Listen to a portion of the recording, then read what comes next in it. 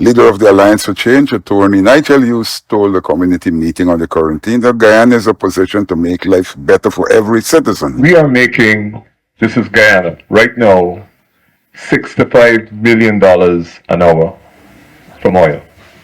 So since we were here at 3:30 to now, we already made over $135 million. That's what we're making right now. We are making $1.6 billion per day. 1.6 billion. I want you to, if you can get your mind around those figures, think about 1.6 billion Guyana dollars per day by $365 per year, but 365 days per year, and ask yourself why all of us sitting down in this level of poverty right now. He said that the money belongs to every citizen. People must therefore get up now and stop the plunder.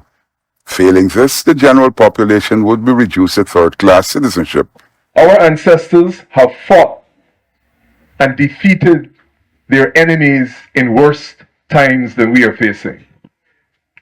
So we, at least, the minimum we can do is that in a time of peace and in a time of plenty, we have to get up to fight collectively. He said that the reality is that 1 in every 2 students who enter secondary school isn't finishing.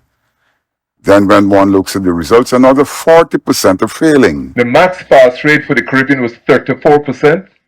In Guyana, it was 31%. And in parts of this country, like the Rupununi, it is 8%. Instead, the government is building new roads and new hospitals. And oil is the new sugar. Oil is going to be the dominant factor for the next 20 years minimum. The jobs that oil will create, and I want you to really listen to this, the jobs that oil will create will require only skilled and semi-skilled, right? If our students are dropping out to school at the rate of 1 out of 2, they have no jobs to get in the oil economy. None of today's students would be able to get a decent job. They'll be sweeping the streets and spading sand, according to Nigel Hughes. Jobs in the oil industry have to be filled. The result is that foreigners will be brought in to fill those jobs, he said. When Mr. Burnham fought against colonialism, that's exactly what he was fighting against. Gated communities, rich foreigners, etc., etc. We have to have them.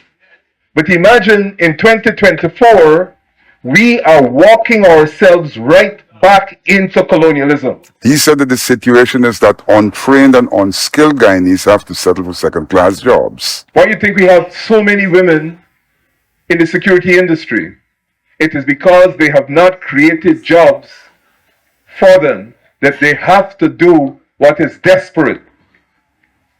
And just to demonstrate how uncaring they are, even if we acknowledge that we have a lot of women in the security industry, obviously most of them are single parent, so they have children.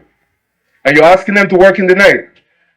The least the government can do as a minimum is provide high quality night care facilities for their children, so that when they go to work, they could leave the children in safe spaces. Hughes said that the cash grants that people seem to see as a gift belong to the people. The cash grant money don't belong to the PPP. It don't belong to any government. It is money we are getting from oil that belong to all of us.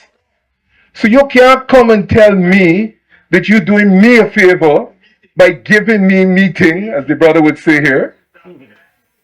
Now, obviously, the politicians are going to try to make themselves look good. I say, hey buddy, I come and give you the $500,000. And because I give you this $500,000, when you go in the box, you got to show me that you put an X by the PPP and take a picture and show me. That should never be the case. It's akin to a man stealing your property and selling it back to you, he said.